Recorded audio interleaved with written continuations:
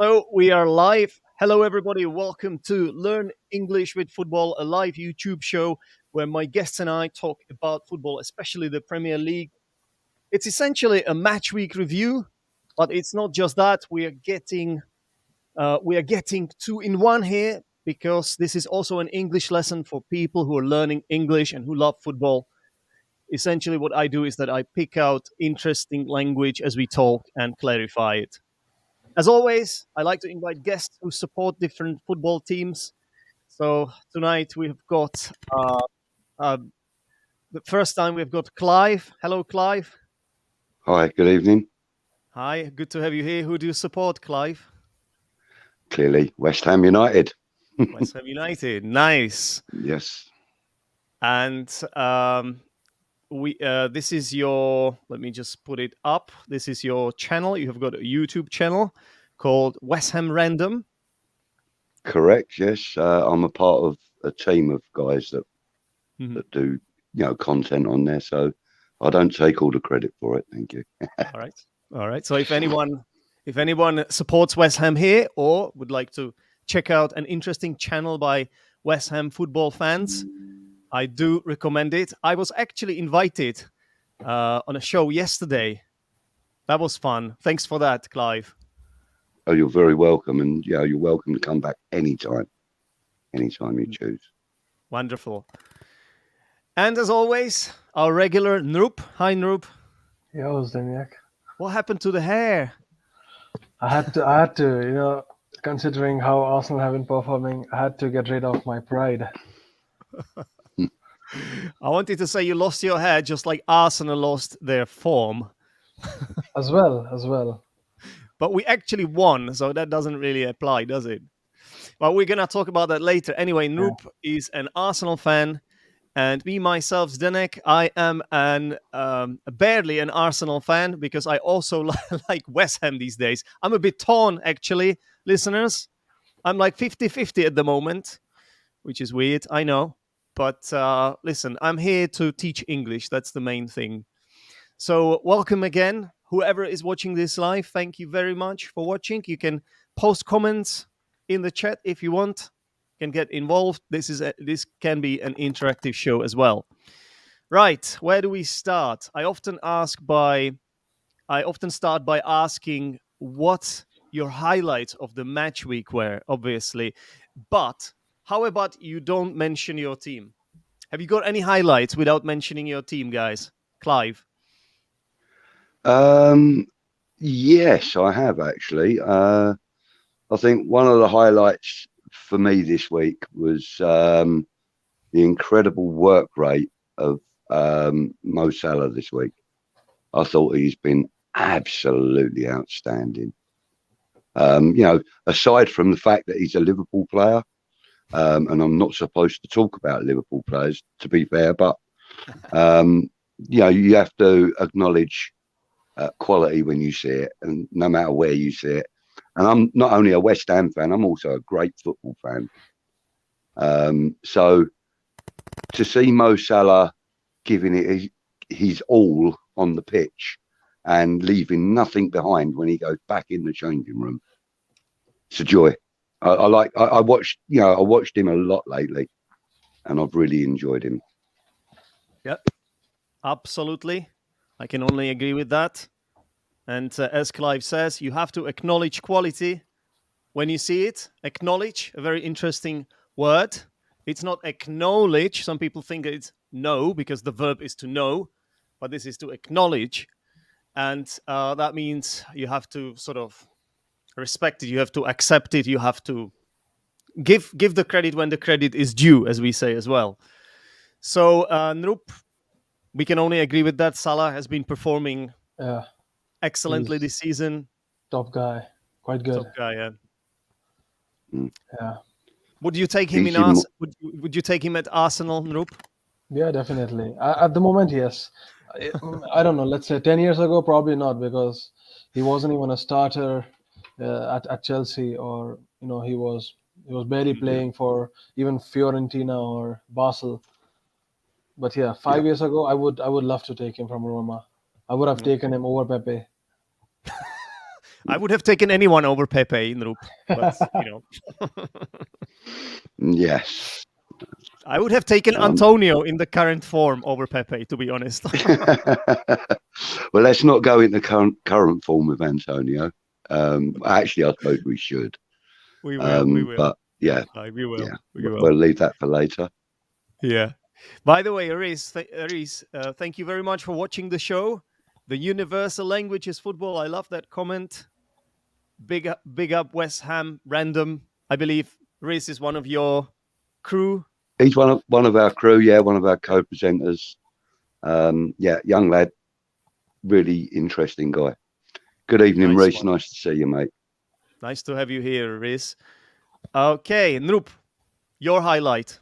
We have Clive highlight. It was Mohamed Salah. So who is yours, or what's yours? I have a couple of them actually. First thing would be Pierre-Emerick Aubemeyang. No, don't mention Arsenal. I said it was one of the rules. I mean, yeah, sorry. So I would mention actually Tottenham. Yeah, the thing is, come on. No. Yeah, I'll have to talk about all right. They didn't even play, right? They didn't even play. Yeah, I would like to talk about our alter ego. So, yeah, they haven't been having any games. And yeah, thanks to COVID, apparently Premier League listens to them. I wonder where was Premier League when we had our COVID things, and when we lost 3 matches in a row with half of our first team players injured or they were quarantined. Ben White, Gabriel, Aubameyang, you name it. They were quarantined and they let us play against Liverpool. No, it was City, Brentford. And yeah, we lost 3 games in a row and it was humiliating. True. That was the start of the season, right? Exactly. And now Tottenham have 2 games in a row, two games left, considering how they are performing. So yeah, I think it was a big factor. Premier League needs to listen to what the teams are going through these days. It is a bit controversial, Clive, don't you think? Yes, yeah, I do. The one saving grace for West Ham, as it were, would be that our Carabao Cup tie against them may be postponed, which means that they have to play it before a certain date, and I believe that is the 22nd of December. If they don't play it by then, they have to forfeit it. That's the only saving grace as far as West Ham are concerned. Yeah. The fact that they're not playing that's a concern, because if they are back for that game, they're going to be fully rested, etc., etc. So that would make them a lot more of a threat to us, where we've been playing, game after game. And we are suffering 1 or 2 major injuries now, which has really knocked the whole team for 6, to be fair. You're down to the bare bones, so to speak, when it comes to the kind defense. of, yeah. I mean, it's also looking like, we may have to implement 1 or 2 of our under-23 squad. Yeah, okay, so we played in Europe last week, in the European, what's it called, the Europa League. The Europa League. We played against Zagreb, Dinamo Zagreb, and we fielded 4 of our under-23s across the back line because 4 of our major defenders are injured at the moment. Okay, but Clive, don't you think it was because this was a bit of a dead rubber game? Kind of, yeah. I mean, there is some merit in that. I understand what you're saying, but to be fair, had David Moyes had the full squad to choose from, you would have seen a much different starting 11. You probably would have still seen 2 or 3 of the younger lads in there, but you would have seen Kurt Zouma, you would have seen Angelo Ogbonna, or maybe Craig Dawson. Mm-hmm. You wouldn't have had 4 under-23s across the back line. That wouldn't have happened, in my opinion. I mean, this is purely my own opinion. I'm just a fan. I'm not in the know. I don't actually. We are all just fans here, Clive. We are all just fans here. A dead rubber game is a game which probably it's not an important game, won't decide much. That's a term we use. So because West Ham have already qualified by the time they played that game, which means this game wasn't really that important and they could afford to play the youngsters. So it's interesting, Nrup, that Clive says that Clive basically thinks that this is going to be an advantage for Spurs because they will have all their players rested. But don't you think it could be the other way around because they won't be match fit? If they don't play any matches, they might not be that match fit. What do you think? You, as a future doctor, Nrup is studying medicine at university. So what do you think, Nrup? Excellent. I mean, they have been training, and look, you have Antonio Conte. He knows how to use his players well. I'm pretty sure he has something up in his sleeve, and he's definitely going to bring up something against West Ham. And plus you don't know. Tottenham may have been going through some big things, and there's a team talk going.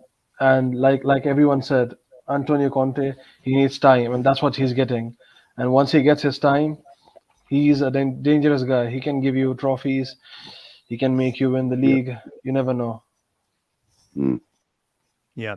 Yeah, I'll agree with that. Mm-hmm. Nrup, you said that. You said, I'm sure Conte has something up his sleeve, or you could also say, I'm sure Conte has an ace up his sleeve, which is an expression, an idiom that comes from, I believe, card games. It essentially means that you've got some sort of powerful or secret weapon or advantage. So I hope you're wrong about this, because I hope as well. 100% I support West Ham in this game. So yeah. As an Arsenal fan and now also partially a West Ham fan. The one disadvantage that I think we will have, as you suggested, that they are going to be rested, but they won't have match fitness, sharpness. There's a certain amount of your game that you lose when you're not playing week after week, or twice weekly, or whatever it is. I mean, we've been playing twice weekly now for best part of a year without much of a break, because a lot of the players were on the international duty. So there's not been much of a break for a lot of the integral players in the team. So Tottenham have benefited from having this kind of break where they haven't got to go on international duty. The players, the likes of Son and Harry Kane, Lo Celso, these are all international players at Tottenham, and they're not on international duty, and they're not on club duty at the moment. They're being isolated. They're resting. Okay, they probably are training at home or training in small groups, controlled groups, but it still doesn't give you, as you suggested, the match sharpness, which can be integral in a game. It can be, the win or the lose, So I'm actually not looking forward to us playing them under them circumstances. I've got to be honest. No, okay, fair play. You never know what kind of Tottenham are going to turn up at the best of times. But when they've had time to rest and build up their momentum as a group, then that could be a very dangerous animal to be facing. Absolutely, I think it looks like they are coming back as well now that Conte joined them after they fired Nuno Espirito Santo. So much sharpness. I believe it might be without the hyphen anyway. Much sharpness, another way of saying match fitness, of course. Yeah. Okay. So now that we have dealt with the highlights, let's talk about the points here on agenda. So first of all, if you look at all the matches, it looks like there was one common denominator of a lot of matches in this round, and that was the big teams won by penalties, usually just by one goal. It's all won, but just by one goal, and the decisive goal was scored from a penalty kick. So Nrup, 5 games in one day, I believe. Yeah, was it 4 or 5 games or something 4, like that? Yeah, 4. 4. I think 4. Yeah. So Nrup, have you seen all these penalties? No, not all of them. But I would like to mention: does Brentford count as a big team? I wonder. Well, I like the headline though. What was Yeah. it? Bees stunned. What's the other animal? The Dear, what no. is I know it? who is it they played? Oh my God! I They had played it prepared. Watford. Wait, give me a Watford. second. Wait, Oh 1 yeah, second. Watford. What are they? The Bulls or something? Is it? Hornets. I've got it. The Hornets. Hornets were stunned by the bees. That's it. Ooh. That's it. Hornets were Yeah, stunned by the bees. that's a great headline. Who produced that? Not me. I stole it. I nicked it. You better explain what nicked it means. Oh yeah. Um, I think the main point of contention with the penalties that were awarded this weekend really and truly was, for me, the one that wasn't awarded to West Ham when Craig Dawson was in the box and his feet were clearly kicked out from underneath him, and the referee waved it on. He had to look at the VAR, or they looked at the VAR, and they decided it wasn't a penalty. But the thing is that all of the pundits on all of the channels that I've watched, all the Sky Sports and the BBC and stuff like that, they've all said that should be a stonewall penalty, and yet it wasn't given, and it hasn't been reviewed since either. So that I think sometimes there is favouritism in referees, and I don't want to get too controversial, but I think that sometimes referees overlook certain things when certain teams are playing to benefit maybe the underdog or a favoured team of that referee, maybe. Oh, you say you don't want to be controversial, Clive, but it was one of the points on my list here. Actually, I wanted to ask about this because it suggests itself really. But before I do that, you wanted me to explain what to nick means. Well, it's a slang word for stealing. Yeah, to steal something, you can say to nick it. I believe it actually comes from the Cockney area. This word. So obviously, Clive. Yes. Are you Cockney yourself? Actually not. I wasn't born in London. I was just born in a small, what we call a new town, which just after the Second World War, these new towns popped up around in the sort of more rural areas around London to house the families of the soldiers and the factory workers and the people that were rebuilding the city, as it were. And also to obviously populate other areas, and my mum and dad moved to Crawley, which is where I live, which is 3-4 miles away from Gatwick Airport. So if anybody knows where Gatwick Airport is, I'm just 3 or 4 miles from there. And it's only 35 miles from the edge of central London. So, it's reasonably local. But the point I was making was that we have a lot of Londoners around here. I'm not actually a Cockney, but because I've always followed West Ham and my parents are East End, from East End families, and they were born in the East End of London. I suppose you would call me a second generation East Ender or something like that, maybe, because, as I said, I wasn't born in London and I've only lived in London for short periods of my life. I've always lived in Crawley, really. Well, language-wise and pronunciation-wise, I do detect certain little hints or aspects of Cockney accent actually when you speak. So I can even point them out to you, which I think it will be quite interesting for our viewers here. Okay. Yeah, I think that stems from being from East End family and supporting the East End club, and also having my cousins, aunties, and uncles and everybody situated around the East End. You know, I've got family in East Ham, I've got family in Epping. You know, so I've got people all around the East End, my family, and I spent many of my formative years, you know, visiting London on bank holidays and school holidays, and you know, going to West Ham games as a young kid, you know, and a young man, obviously.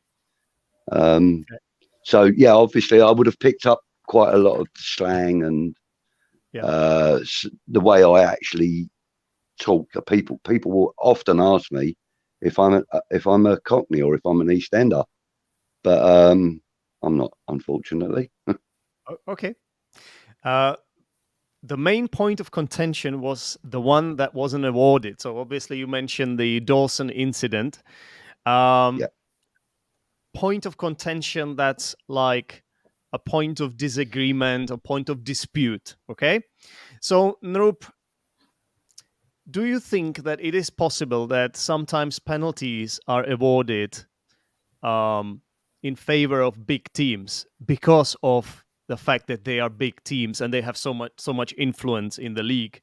And sometimes even I did watch all the penalties, all the highlights before our show actually, and well, Ronaldo was fouled, Salah was fouled, yeah. So don't you think it's also these players that they have such a high stature and caliber?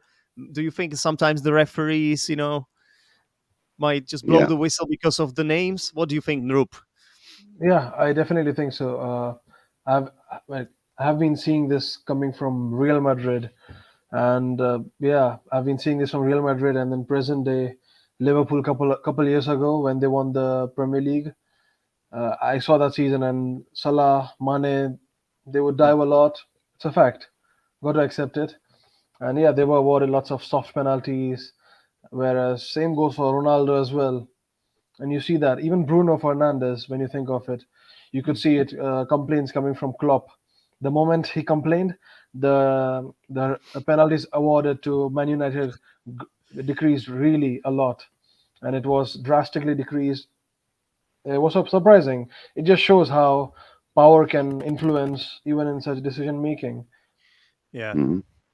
So just looking at my notes here. So there was a Chelsea Leeds match, yeah. So Chelsea, oh, okay, fair enough. Leeds had a penalty at the beginning of the game, and they scored. Rafinha scored a goal. Then Chelsea had two penalties, and the second one was a late winner. Both penalties. I think all of these penalties were kind of soft, to be honest with you, including the Salah penalty, the Ronaldo one, and then there was a City one, which was barely a handball. But I don't Mm. know.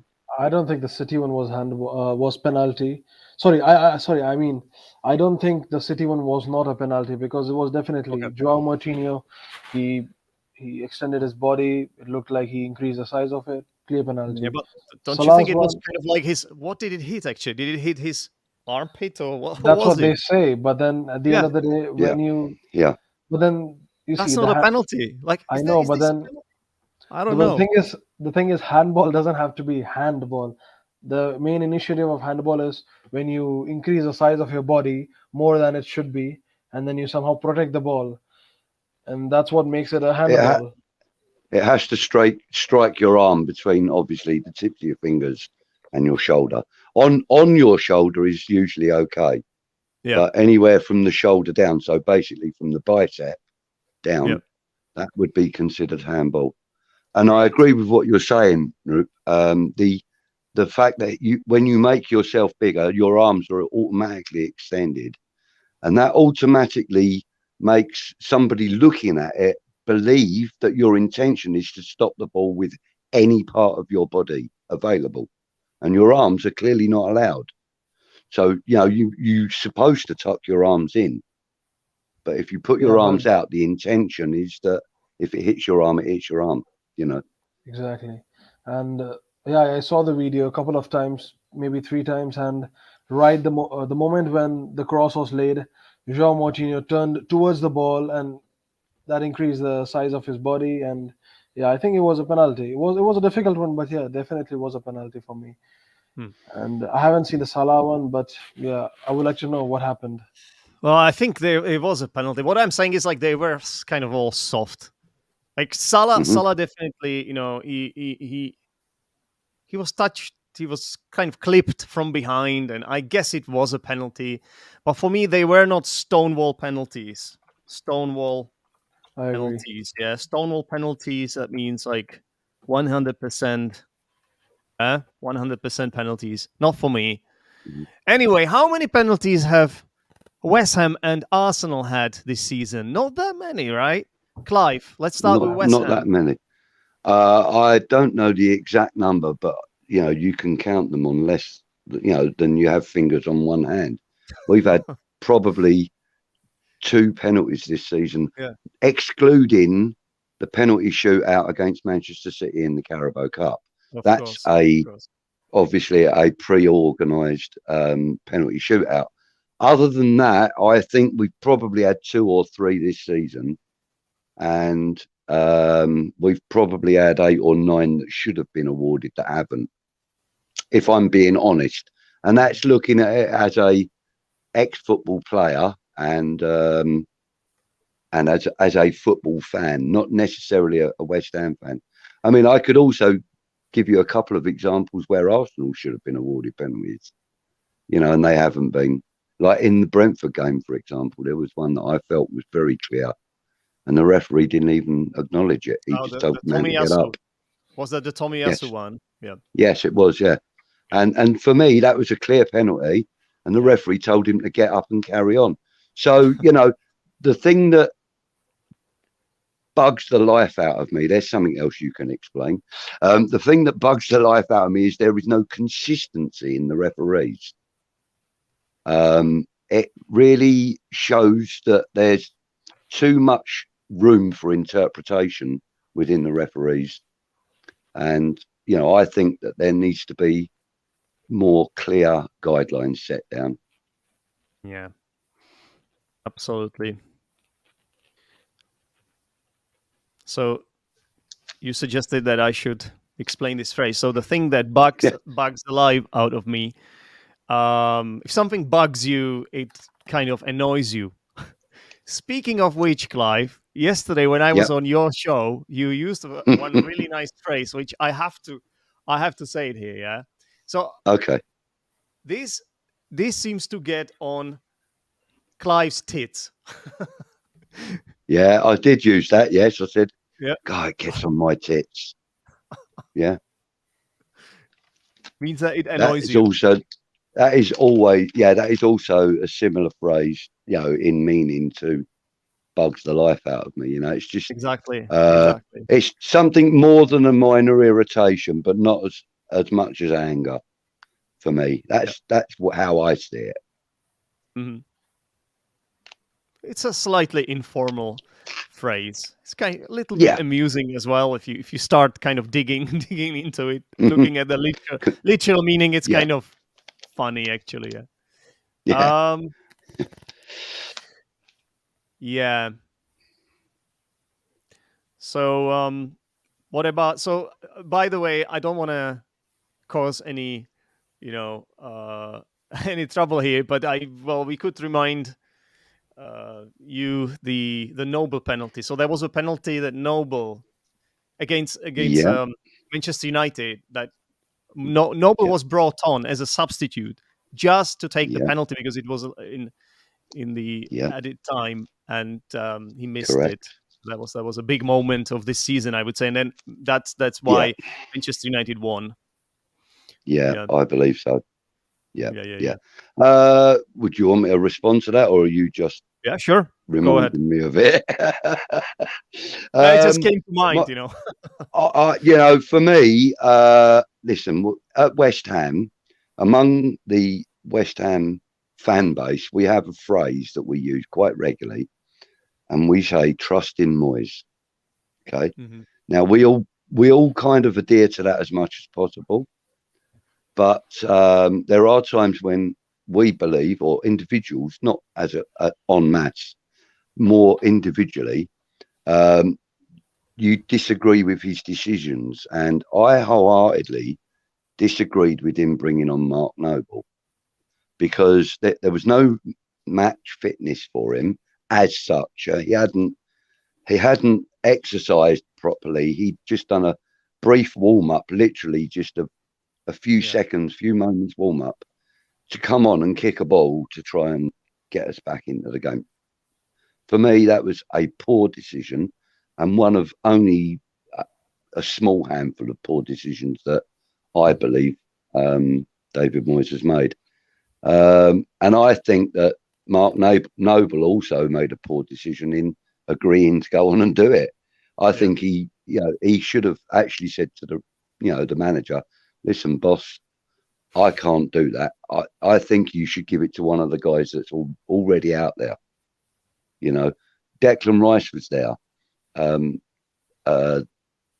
Aaron Creswell was on there. I mean, he took a great penalty against Manchester City in the Carabao Cup. My favourite penalty of the whole shootout, actually. But I believe that was two major mistakes made on the day. One by David Moyes and one by Noble. Yeah, I believe mistakes happen. Part of football. You say of course. Trust in Moyes. You say trust in Moyes is in West Ham. We say trust in the process in Arsenal. At Arsenal, Nrup, yeah? So it looks like Nrup is frozen right now. Nrup, are you there? Yeah. Can you hear me? We can hear you, but you're a little bit frozen. That's all right. That's all right. You look handsome there, so it's fine. Yeah, it's actually quite a becoming picture. Yeah, I think I'll put this one as the thumbnail of this show, actually. Yeah. I really cannot see. For me, my camera is moving normal. Strange. You know what you could do? You could just leave and come back, mate. That might fix it. Yeah. How about now? No, it didn't do anything. No. Yeah. So now it's just me and you, Clive. Yep. All right. So we've got some comments here from your people again. For example, there's one from Happy Hammerette. Hiya. Yeah. Yeah, you think my opinion on this is, okay, I agree now. With the benefit of hindsight, it does look like a mistake, but if he had scored that penalty, nobody would have said anything, So, I mean, it's just a penalty, It's always a little bit of gamble, And yeah, you are right.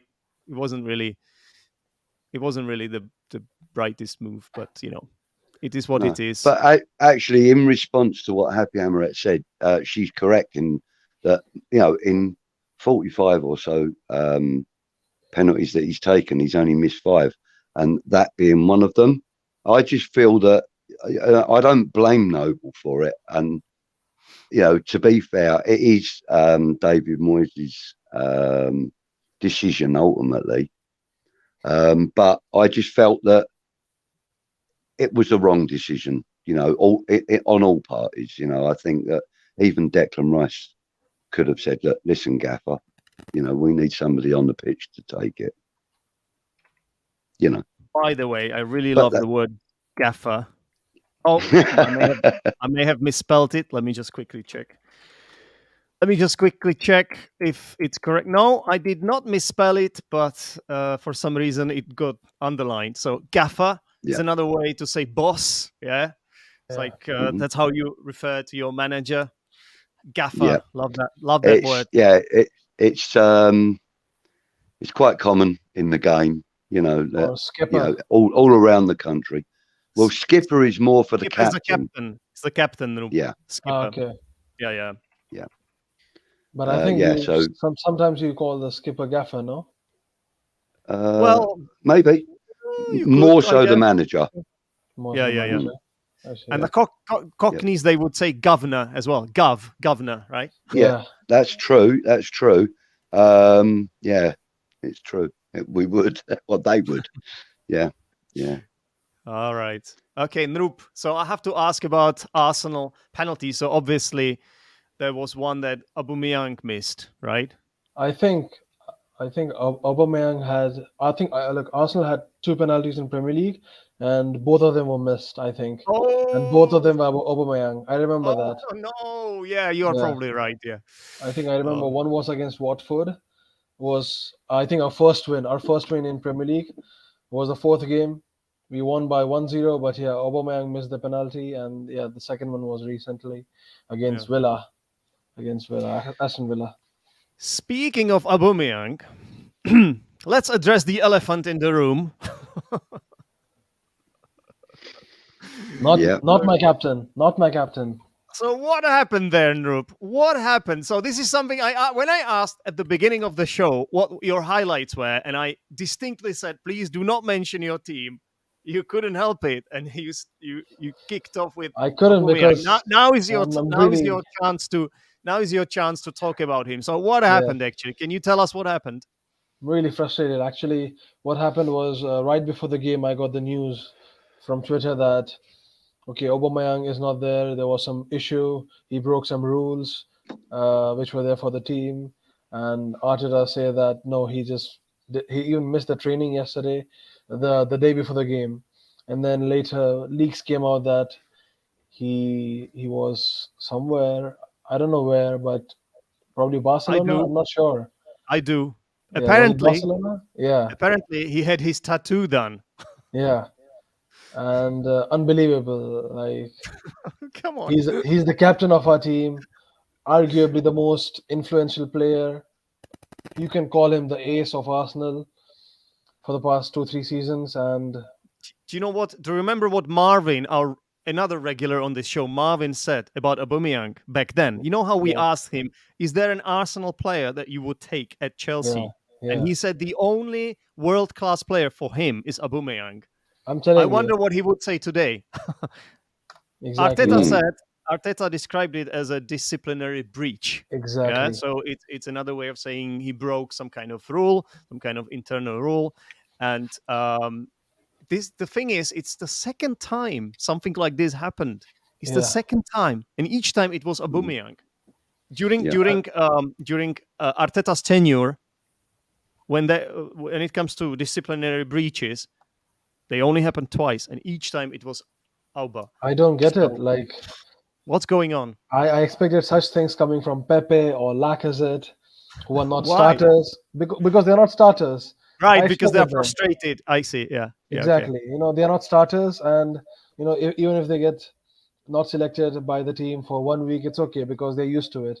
But Yeah. Aubameyang, I expect him to be more sincere, more hardworking.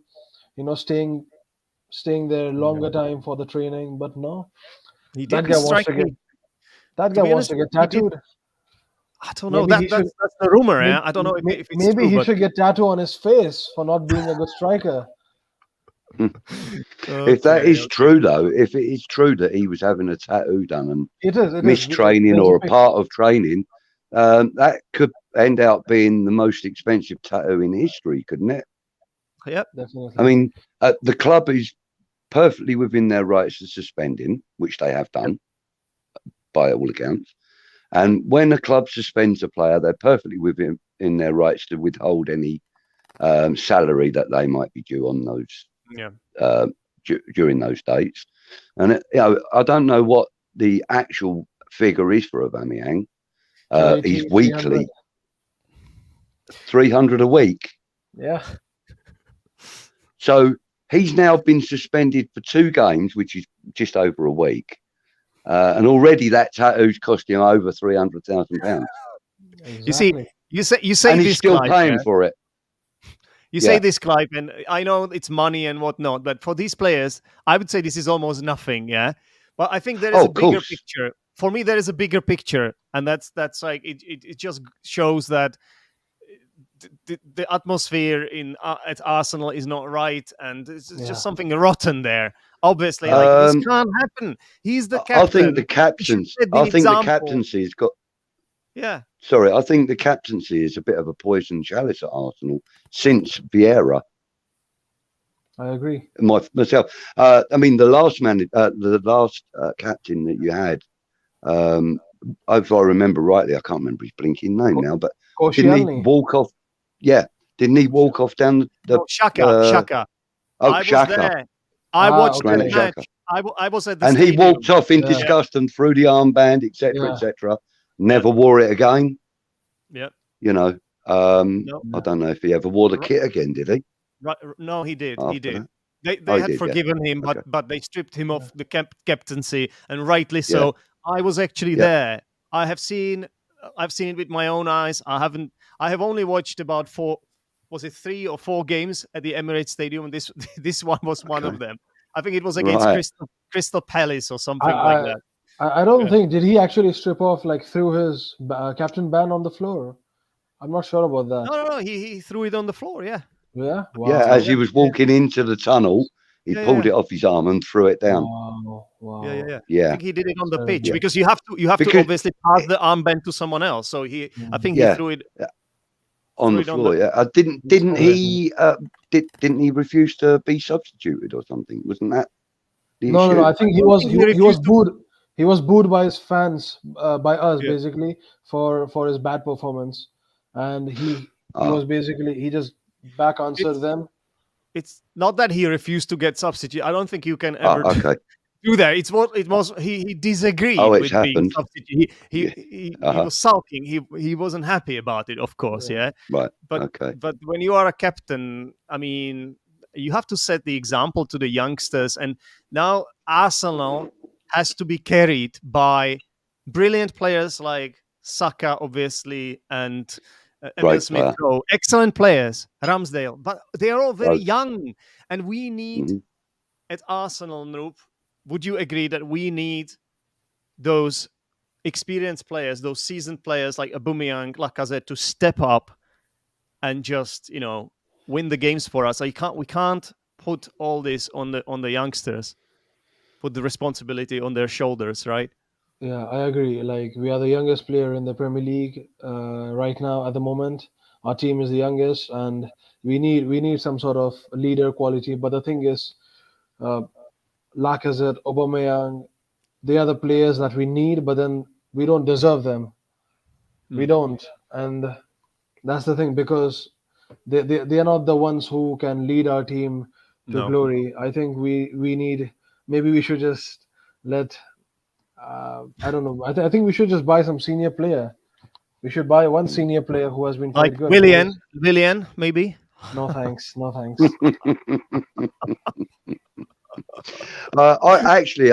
I'd like to put something to you, Nrup. You said that Lacazette and Aubameyang, you don't deserve them. The club don't deserve them. I think it's the other way round. No, he meant I think the they don't youngsters. deserve. He meant we don't deserve Saka and Smith-Rowe, right? Oh, right. Well, I think it's the club that I think it's them that don't deserve to be at the club, because I think As they well. underperformed you. Yeah. You know, I don't yeah, think. definitely. No, I mean, it's both the ways, because they score for us, they give us points, but at the same time, the way how they behave, no, they don't deserve us. Well, you mentioned Lacazette, but I would actually say Lacazette is setting a good example. He's a far better example than Aubameyang. Lacazette is anyway. playing well, in my opinion. Mm. Considering his contract is about to expire and we are not going to sign him, and he's giving his best, in my opinion. Lacazette, personally, I think he's playing all right, but Aubameyang, he has missed so many sitters. How many games hasn't he scored? I can actually see a parallel with Antonio, but we can get to Antonio later. I just want to ask one last question. What would Moyes do? What would Moyes do if let's say Antonio decided to have his tattoo done and not attend a training session? What would Moyes do? Ooh. That's very difficult, because unfortunately, I can't recall a time that David Moyes has ever experienced that kind of lack of respect or discipline in his entire managerial career. I don't think he's ever had to what's the word? He's never had to punish any of his players, because I think he has the respect of them all, and they have the respect of him, and I don't recall him ever having had that problem. So that would really be difficult for me to answer. But if I was to guess at his reaction to that kind of lack of discipline, I would imagine that David Moyes would be very philosophical about it, in as much that he wouldn't make it public.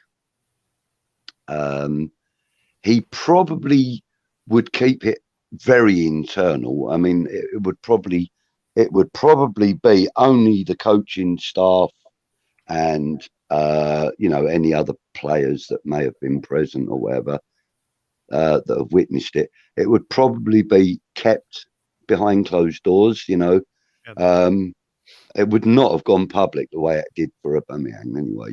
And the way it did for Harry Kane, which was actually when he was due to come back from the European competition, that was actually apparently prearranged, and there was a lot of reporting about nothing, as it were. But I think David Moyes would probably, he would probably deal with it internally. I don't know about a suspension or anything like that. He may do. He may have no choice but to do that, because at the end of the day, there are directors and stuff above him, general managers and stuff, that would probably, have a say in it. But yeah, I really don't know, because David Moyes hasn't been put in that position. That's really difficult to know. I mean, I think if you'd have asked me that question about Alex Ferguson, I think he probably would have taken his shirt and tie off and had a stand up with him, to be fair. He would have given him a hairdryer treatment or something. Yeah, exactly that, rolled his sleeves up and gone for it. Exactly. But I don't know about David Moyes. He may deal with it a very, very different way. Mm-hmm. By the way, this was a question that I asked, and it was a hypothetical situation. That's why Clive used what's called the second conditional, which is a structure in English that's used for when you talk about something that's not real, is hypothetical. And so the structure is if plus past tense. If I was to guess, you can also say if I were to guess. That's the second way of saying it. I would say then we have would plus infinitive. Yeah. There are some more comments coming from Gary J here and Happy Hammerhead that use the same structure. Again, would or wouldn't here. Put up with means tolerate, by the way. Put up with is a phrasal verb that means tolerate. Yeah. Moyes wouldn't put up with that. Okay. So we are all talking hypothetically, because obviously Moyes is not in that position. And then there was one more here. It wouldn't be let. That's even second conditional passive. It wouldn't be let out into the public. Fantastic examples of second conditionals here. So now that we have dealt with Aubameyang, well, we should probably say in Nrup that Arsenal managed to beat Southampton 3-0. That was an easy win for us. Yeah. Average performance, not gonna lie. We could have scored much more, but okay. You'll let's take be it. humble. Will you take it? Yeah, let's be humble. 3 points, a clean sheet, more than happy. Yeah, I think Arsenal scored one really, really beautiful goal. I think because they played it out from the back. They played it out from the back from Ramsdale. It almost looked as if it looked very, very dodgy, actually. Yeah, but this is what Arteta, I think. This is Arteta's signature goal, actually. Yeah. There were a lot of passes and then a break and great Saka pass and then Lacazette. So brilliant finish as well. Yeah, I agree. That was world class from Arsenal.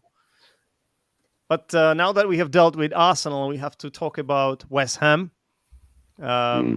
So a brilliant Chelsea win. I really have to say I was screaming when Masuaku scored that fantastic goal. That he definitely meant that.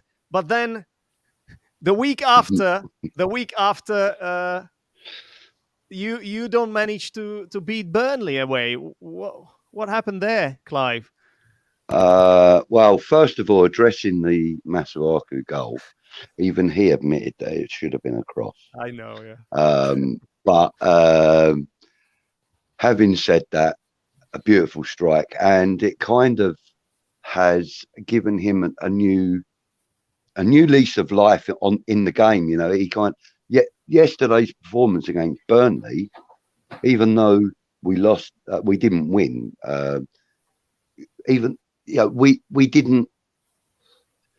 Masuaku played a really good game. He probably played the best game he's played in the West Ham kit in 2 years. You know, I really enjoyed watching him. Actually, I've got to be honest, which is a rare thing for me to say because I'm not the biggest fan of Masuaku. But the win against Chelsea, now that was, for me, everybody's talking about the Masuaku goal. But for me, I think the goal of the game was definitely Mason Mount's. I think that was an absolute beautiful quality finish. It's very, very difficult technique to do. That was the volley on near post. The volley, yeah. A standout goal of the day, but very, very closely followed by Jared Bowen's goal. The way he took that ball on and positioned himself, got himself clear of, and then went through the legs of a defender to put it into the side of the net. Fantastic finish. Probably one of Jared Bowen's better goals since he's played for us. Although he has scored some absolute cracking goals. But the performance against Burnley, we weren't really at the races. We didn't give it our all. Although in the second half we improved greatly.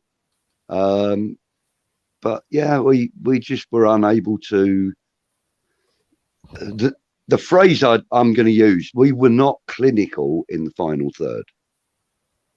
And if you're not clinical in the attacking areas of the pitch, then you can't expect to win a game.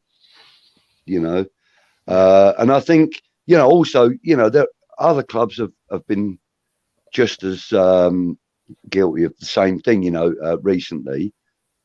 But with West Ham, what we have been doing, we've been relying on one striker for the whole season. In fact, for 2 seasons, and we're relying on a striker, Michail Antonio, who is a converted fullback originally.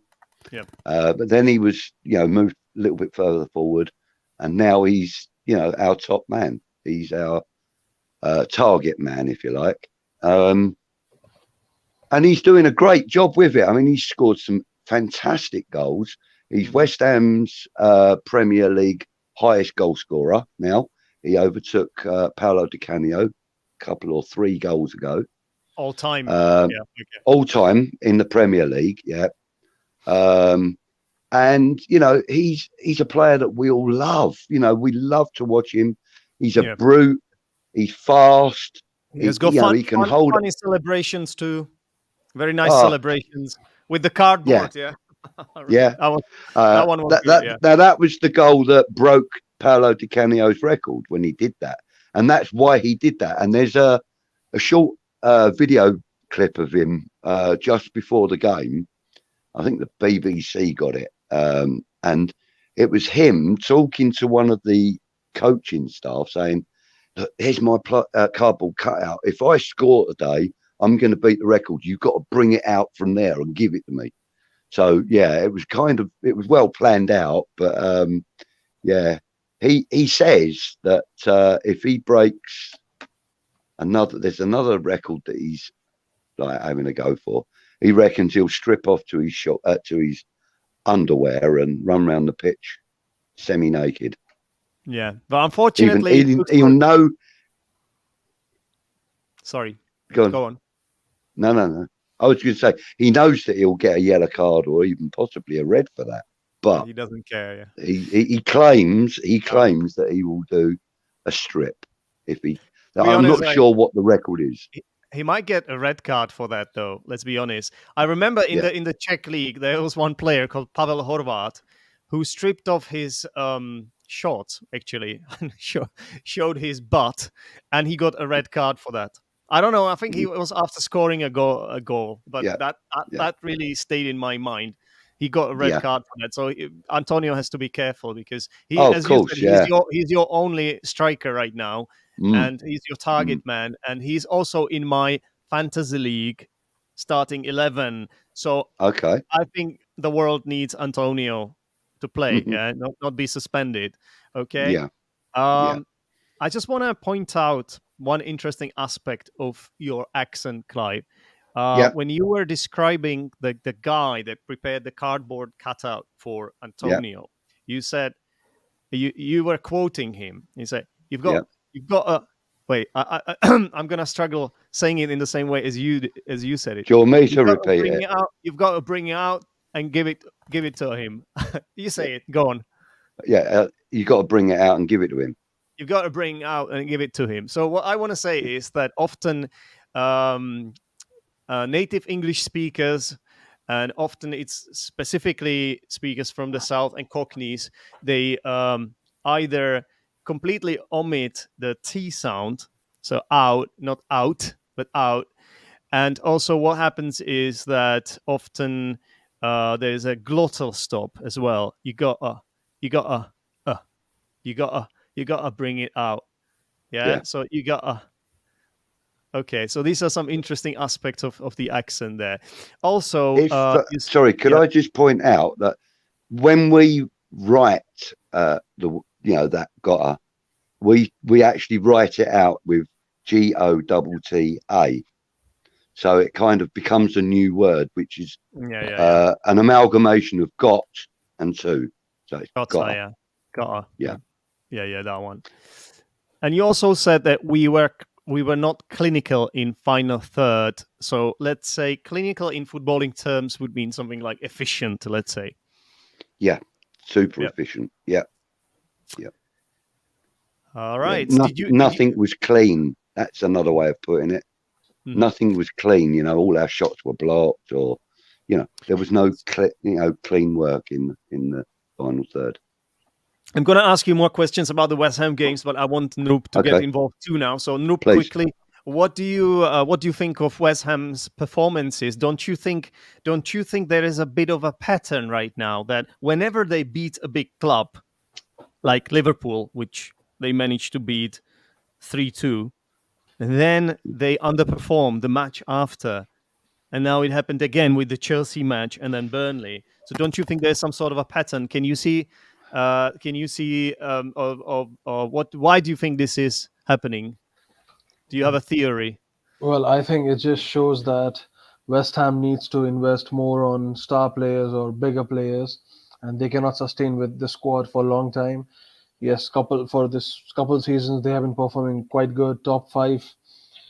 It's going to be difficult for them to get in top four, but yeah, they have been playing good football, but I don't think they can sustain this for long, and it just shows that you need to just invest more and just get through this, because otherwise you'll have teams like Manchester United and Tottenham taking over the fourth position. And Yeah. not only that, I would also like to mention other teams that have been performing this month, because in my opinion this month is quite crucial to show the reality of how the teams have been performing all this time. Because when you look at the beginning of the season, you had Tottenham and then you had Chelsea. What happened to the title contenders? I would call these title contenders as title pretenders. And yes, it's an honest thing. And when you look at Manchester City and Liverpool, they have been quite good, barely conceding, scoring and getting important points. Whereas Chelsea, they pretty much bottled it. Yeah. And Well. and the same goes for West Ham as well, because they were quite confirmed that they'll be the fourth team, but now it's going to be really tight for West Ham to get the fourth position, Yeah. considering Tottenham has 2 games left, and Arsenal and Manchester United won that spot. So it's going to be a crazy battle, I would say, for the Yeah. fourth spot than the top three. I agree. Exactly. I So agree. you said they cannot sustain this for a long time. So there's an interesting verb, to sustain. In this case, it means like they can't keep going like this for a long time. Basically, we're referring to the fact that they don't have much squad depth, I believe. I And agree. Yes. now that some of their key players got injured, namely, I would mention Kurt Zuma, who I believe has been fantastic for West Ham. Absolutely. Yeah. And Angelo Agbuena as well. I think they might struggle. They will need to sign some players in the transfer window in January, I think. Yeah. I mean, as a West Ham supporter, and I also, as you say, I appear on YouTube as well. I think that, you know, the likelihood this January is that because January isn't the best time to buy anybody anyway, I feel that we may be fortunate enough to get one of the strikers that we're looking at. We may be fortunate enough to re-sign Jesse Lingard, but on a permanent deal. And I think that he's going to need to strengthen the defence. So I feel that may be loan signings, because Kurt Zuma will be back and because Angelo Ogbonna will be back. I think he may, because he's got 4 central defenders at the moment that really work well together. Yeah. You know, and you can partner any one of them up with any of the others. And they tend to do a really good job. They work well, they communicate well, and they communicate well with the 2 goalkeepers that could be behind them as well. So, you know, we have quite a, what I would call it, an established central defence. Now, I know Kurt Zuma's only just come into the club, but he has the experience of having won the league. He has the experience of having won the Champions League, the FA Cup. You know, he's got a lot of experience that is impeccable.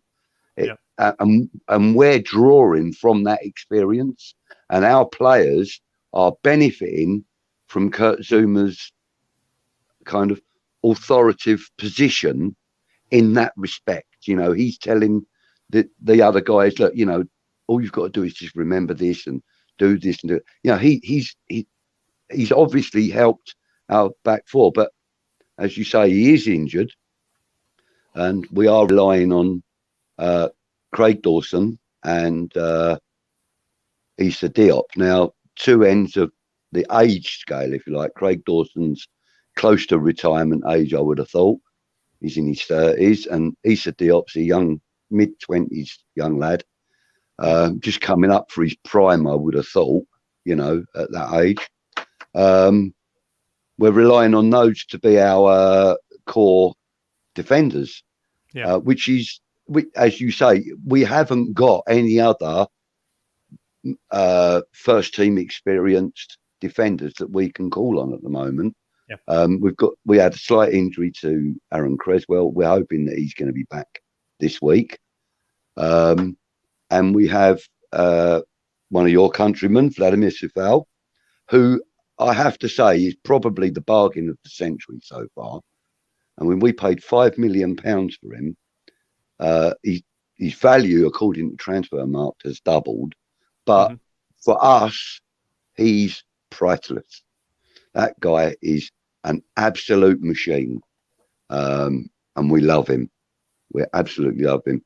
And likewise with another one of your countrymen, Tom Soucek. With him and Declan Rice in the middle, in front of our defence, we've been fairly impenetrable. I mean, yes, we have conceded goals, but we've won games. Yeah, and they have had a lot to do with it. And the 2 Czech lads that we field on a regular basis have been instrumental in our wins.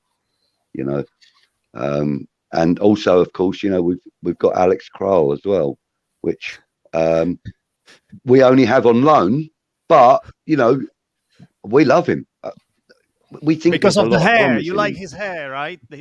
Gosh, yeah, he looks like a love child of David Luiz and Marouane Fellaini. doesn't he? Yeah, but no, we do. We like him because he's always got a smile on his face, which is a bit like Kurt Zuma. You don't often see him unless he's shouting, but and we like that because that's kind of infectious in a team. Mhm. When a player smiles, the whole team smiles, kind of thing, Yeah.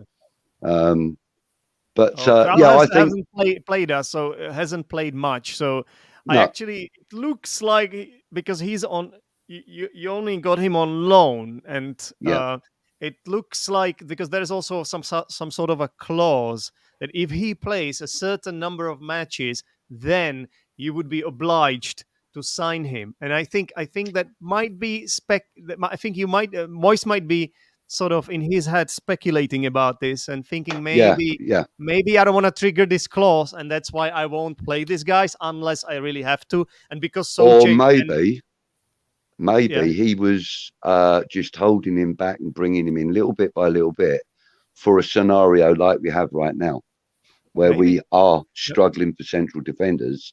And the thing is, Declan Rice in the Chelsea game was brought back into defence when we lost Yeah. Kurt Zuma and Creswell. Yeah. He was brought back into defence. So maybe he had Alex Kral in mind for this very scenario where he can now play central midfield with Thomas Soucek and Declan Rice can drop back into central defence. This is interesting because I think I know he has played. I know Kral has played as a center defender in the past, Has but he? I think it was a long time ago. Actually, I think he didn't play a center defender at Slavia. I don't think he played center defender in Spartak Moscow, as far as I No. remember. So it's like Declan, yeah. So it's not really his best position. He's a center Yeah, defender. I mean, Declan Rice has only actually really become a central midfielder in the last 2 or 3 years. Okay. Before that, during his time in our academy and the under 23s and so on and so forth, he was actually a centre back. Okay. And so he sort of graduated from centre back to central midfield. And I think it was David Moyes on his first tenure at West Ham before he was replaced by Manuel Pellegrini.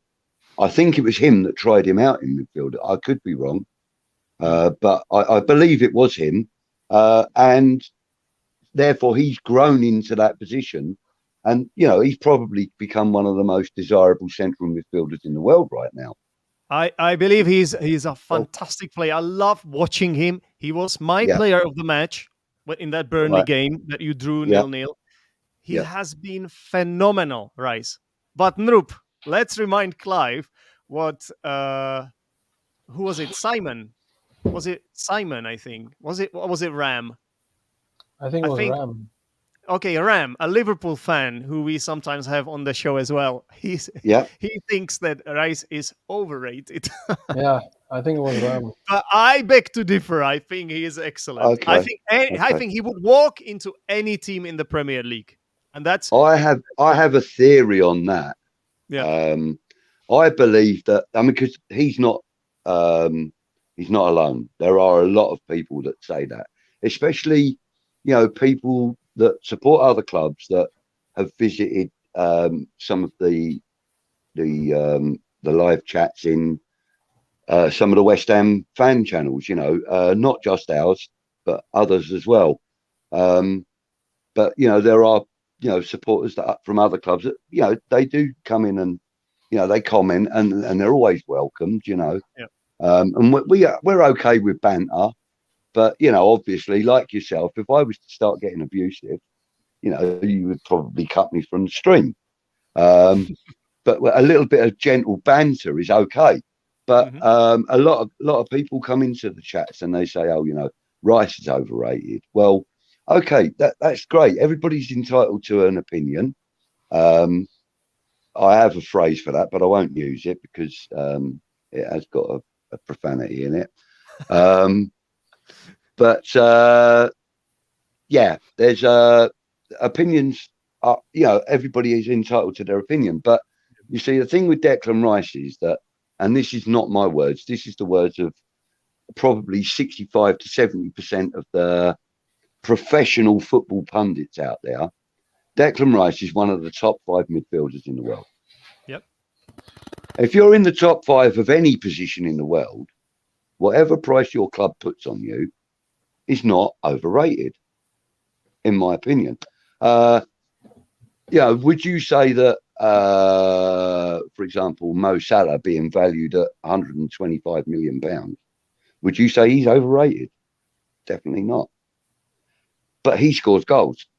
Declan Rice scores minimum amount of goals. Yeah, he does all the hard work off the ball, and he does all the hard work in centre midfield and stuff like that. So, what he does to us is invaluable. It's a very similar job. Yeah. It's a very similar job to that of Thomas Souček. Yeah. And they do work really well together. I mean, because they are very similar. It's like Nrup. It's like Kante. It's like Kante at Chelsea, right? Yeah. He's also underrated a little bit, isn't he? He is. Yeah? He not by me. Not by me. In fact, right. Okay, I'll give you an example. Right, there's probably 2 players at Chelsea that I would love to see at West Ham. One of them is N'Golo Kante, and the other one is Mason Mount. Christian Pulisic, maybe, and then the others. Well, okay, let Chelsea have them. Okay. At Arsenal, there are 2 players that I would like to see at West Ham. One of them being Saka, and the other one being your goalkeeper, Ramsdale. Sorry, yeah. For me, they're the 2 best players at Arsenal, in my opinion. Yeah. Yep. Don't get me wrong, Smith-Rowe's very good, and I know Aubemeyang and Lacazette and have their qualities, but for me, they have nice tattoos. Expensive ones too. And if I was to go shopping at Arsenal, they're the 2 players that would be in my basket. Ramsdale and Saka. Yeah. Okay. But then for me, if I was going shopping at West Ham for another club, my basket would be overflowing because of the players. Because I watch them on a regular basis, I know exactly what they can all do. And I know where they would complement certain other players. All right. Well, Nrup, now the question really suggests itself. If you were to go shopping at West Ham, which players would you buy for Arsenal? I'm not sure Clive would let you do that, but let's just. I'm happy to hear what your opinion is because, to be fair, I don't get to hear that many opinions from people like yourselves across the water. I hear a lot of English people telling me about who they would like and who they wouldn't. But it's interesting to know who you guys would choose. Not that you're going to get them, but who would you pick? I would put Zuma, Rice. That's my favorite. Zuma and Rice. I would love them to see at Arsenal. Yeah. Well, what about Jared Bowen? Isn't he amazing now as well? Jared Bowen. Fantastic. Underrated, I guess, but I haven't been following much about West Ham players, but I know Declan Rice and Zuma. They have been playing football for a really long time, so yeah, I would love to see these 2 players at Arsenal for sure. Yeah. Could I just? You mentioned Jared Bowen there. Earlier on, I was on a show with one of my co-presenters, Peach, and he asked me. We were talking about the squad, and I spoke about Jared Bowen, and I made quite a bold statement about him. I said that I felt that Jared Bowen has got the potential to be as big or as good. I actually said as good as Paul Gascoigne, and that shocked Peach because obviously Paul Gascoigne is a legendary player for England, But I think Jared Bowen has got the potential to be as good and to be as as dynamic. He has to be handled correctly, And unfortunately, Gascoigne wasn't handled correctly by any of the managers that handled him. I don't think David Moyes is about to make a mistake like that with a player like Jared Bowen. He's very good, and I agree with you. He's fantastic. Yeah. So you said Bowen has a potential to be as good as Paul Gascoigne. So wait 1 second. Basically, if you say someone has a potential, it's like a talent, or it basically means that he can become a great Yes. player. In this case, you're also comparing his talent to another excellent ex-England player, Paul Gascoigne. I think the Yeah. literal translation would be ability to achieve. Exactly. Yeah. Okay. Nice one. So we should probably talk about the upcoming game between Arsenal and West Ham. The other elephant in the room, of course.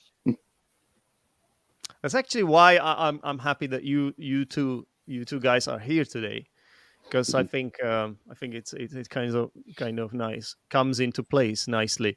So Nrup, what's your prediction for that game, and what sort of tactic is Arteta going to implement, in your opinion? I think it's going to stick with the same squad. No surprises. And yeah, regarding the result, I might go for a 1-1 draw. Would that Very be nice. enough for? Would that be enough for Clive? 1-1 draw. Both the teams are not scoring. I think it's fair enough. Would you take a draw, Clive? At this moment in time, yes, I would. I would take a draw, but I have this feeling, because West Ham tend to step up for the bigger games, and even if bigger clubs, but well, Arsenal a big club.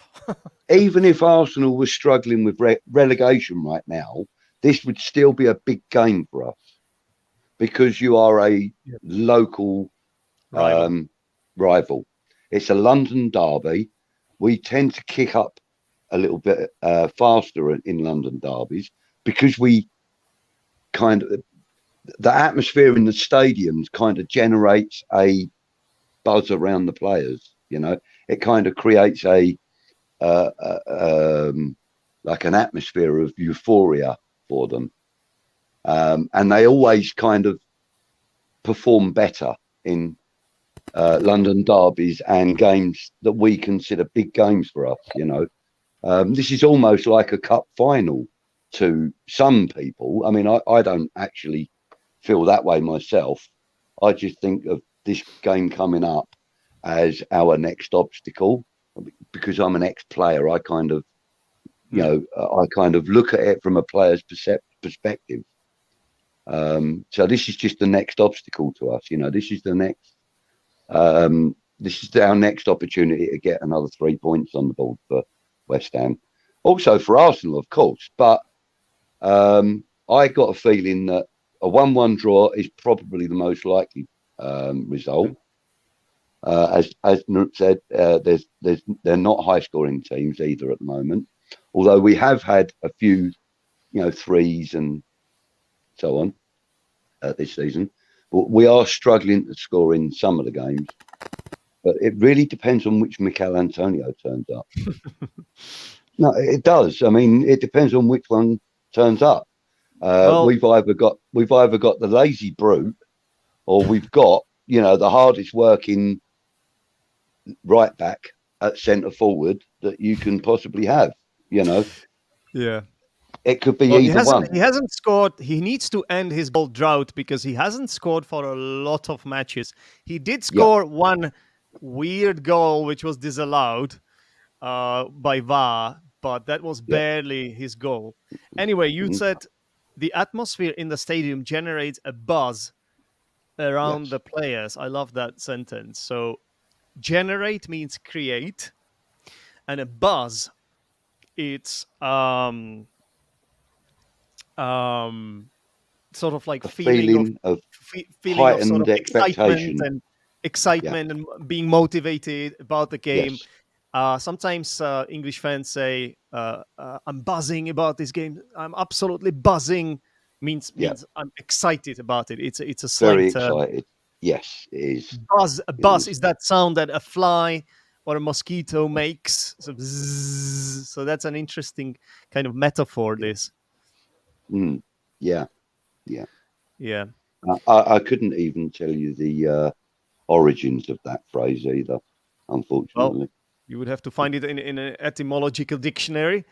But so, Clive, do you think there will be any kind of rotation for West Ham? There may be. I think we're probably going to see the usual suspects. Okay, bearing in mind that we have got some injuries that we have to contend with, but I think our starting lineup will probably be our fairly common one, as in Fabianski in goal. If Creswell's fit enough to come back, he will be on the left. There will be Dawson and Diop in the middle, probably Soufal on the right, most definitely Soufal on the right. I don't think Johnson's fit yet. And he's the only other player that's challenging Soufal for his place at this moment. Then you would have Rice and Souček in the middle. And then in front of them, you would have Fornells, Benrahma and Bowen, and then Antonio up top. No, okay, So, but actually, in the previous match, Lanzini played, so Fornells was on the bench.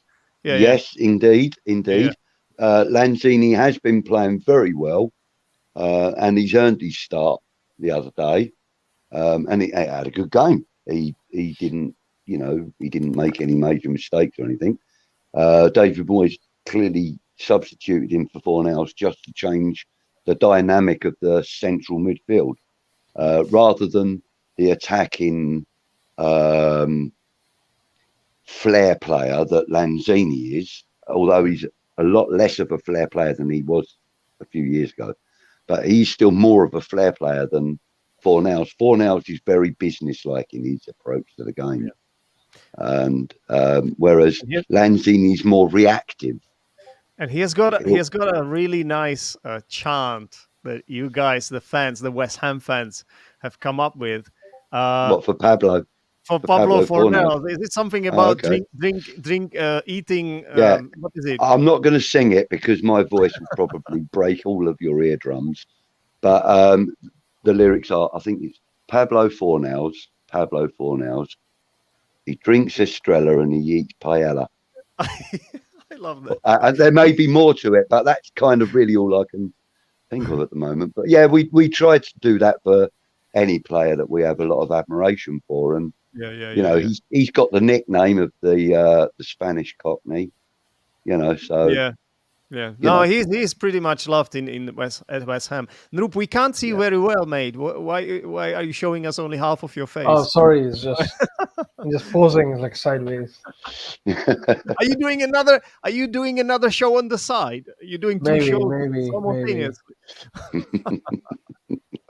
Double broadcasting. Yeah. Who knows? Might be a double agent. Maybe he's talking to Mikel Arteta now, telling him all the ins and outs of the West Ham. Now that we have revealed the starting 11, Clive, that's what Nrup might be doing. Yeah. What's the Arsenal starting 11 in your opinion, Nrup? Then, in my opinion, I would love to start Arsenal with Martinelli and Saka, and Smith-Rowe if he's available. But if not, then he was on the bench last game, right? Yeah. I would put Smith-Rowe in the center, and then I would have my midfield as Partey and Lokonga. I would like to see Lokonga. I'm not a big fan of Xhaka yet. And Tierney, Tomiyasu, the classic Gabriel and White. Perfect. Not Nuno Tavares then. Tierney. I don't think so. I would like to see more of Tierney because he's more physical. Although Nuno Tavares is good with the ball, but I think Tierney is quite good with the physicality and the pace. Yeah. And I think what about Thomas Partey? Yeah, I would like to see him. Why not? Do you know that the Arsenal fans have been on his back for a long time now? That for him underperforming. He was on record and said that he rated himself 4 out of 10 in one game or something.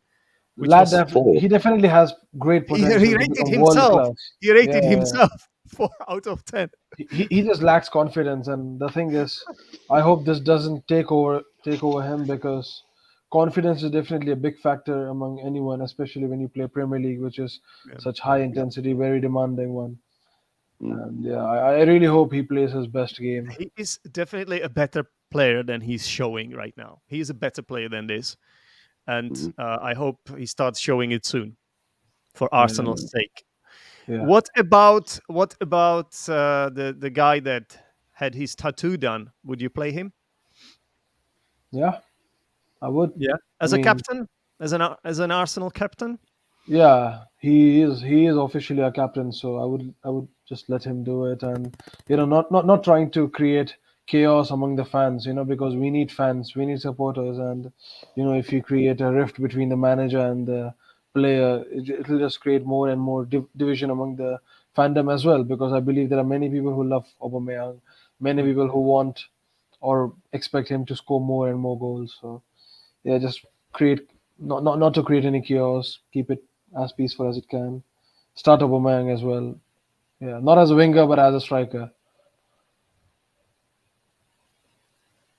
All right, fair enough. So let's hope this is a good game. And Yeah, as you guys know, I'm a bit torn. So I don't even know. You know what? When this happened last year, I was actually cheering for West Ham. But the main reason I was justifying it was because at that point, Arsenal were in such dire straits.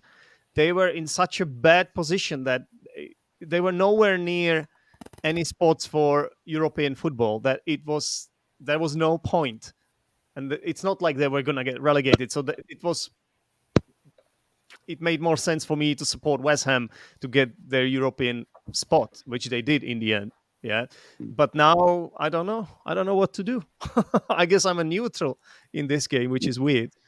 But In that case, then I'll we've ordered some T-shirts for the channel, so when we get one, I'll send one to you. You can ah, have one of our T-shirts. It says West Ham Random on there. That's all it says. So okay, nice, nice one. I'll send you one of those. Oh, thanks a lot. No So problem. thank you very much for being on the show. Do you guys have anything else to say at the end? Anything? Do you think we missed anything or No? Well, no? nothing. I want to say thank you for the invitation to come on and chat with you guys tonight. I hope that you'll visit us again, and Nrup, you're always welcome as well, mate. It'd be nice to have a view from other fans as well on match day or day after match day or something. So maybe a reaction show if you would like to both come on there. I'll send you Sure. the link, and then you can perhaps pass it on and Why get not? you two guys in, I'd and love we'll have to. a prop. And I will warn you, Nrup, we are called West Ham Random for a very good reason. Anything can happen, as Zdenek experienced yesterday. One of my co-presenters was behind the scenes taking care of the comments for me, and then I tried to show a video, and he kept changing the video that I was trying to show. In the end, Yeah. I got quite upset with him. Yeah, but this But was going on for it about was fun. 15 minutes, 15 or Yes. 20 minutes for Yeah. so long. I was like, I know. when will this guy get tired of this? And he never Yeah. did. I know. It's not always like that. But yeah, it's very random. But you're welcome to come on, guys. As I said, we'll chat. We've got messenger between each other, so we'll chat, Yep. and we'll arrange for you guys to come on to West Ham Random and give us your views on the game, perhaps. Yeah, All right. Sounds Sure. sounds like a plan. brilliant, Clive, Yeah. brilliant. fantastic insight. Yeah. Thank you. No, sorry. There was one other thing that I'm going to do. I'm going to mention to you. I probably would not be thanked if I didn't. One of the other guys who operates another channel called Hammers Fans United. His name's Titch. He also does a lot of work with us on Random, and he's got this show concept called One from Each Team. And what you do is you choose one player from every team in the Premiership. So if you'd be interested in doing that, I'll put you in touch with Titch, and I'm You mean sure one he would fan, love to have you not guys. player. You said one player, so fan. You mean One fan? player, one player from Ah. each team. You create your own 20-man squad. You have 11 starting players and 9 bench players. So you would choose one from Arsenal, one from Aston Villa, one from Chelsea, so on and so on and so forth. But Got you it. can only choose one. But there's only one rule in it, and that is you have to have a goalkeeper in your starting 11, and you have to have one on your bench. Other than that, it's kind of a free hit. Yep. But I think if you approach it looking at players for the positions that you want to fill from each club, that's probably a better way of approaching it. But I'll put you in touch with him. It's a really good concept, and it gives you, it gives you more to think about when you're choosing one from every club. Fantastic. Once Right. again, guys, check out West Ham Random. Thank you. And We'll probably be going live in about 1 hour. all right. And you also said that you were talking about your friend's YouTube channel. You said it's a very Yes. good concept. This is the last word I'll put up on the screen. Concept, it's, I guess, the closest word would be like idea. It's an idea of doing things. Yes. All right. Nrup, fantastic haircut. Thanks. Clive, Yeah. brilliant insight tonight. Guys, thank you very much. And It's lovely to meet you both. Same here. likewise. I hope it's not the last time. No, I hope so too. All right, guys. Cheers. And thanks everyone for watching as well. Bye. Bye bye.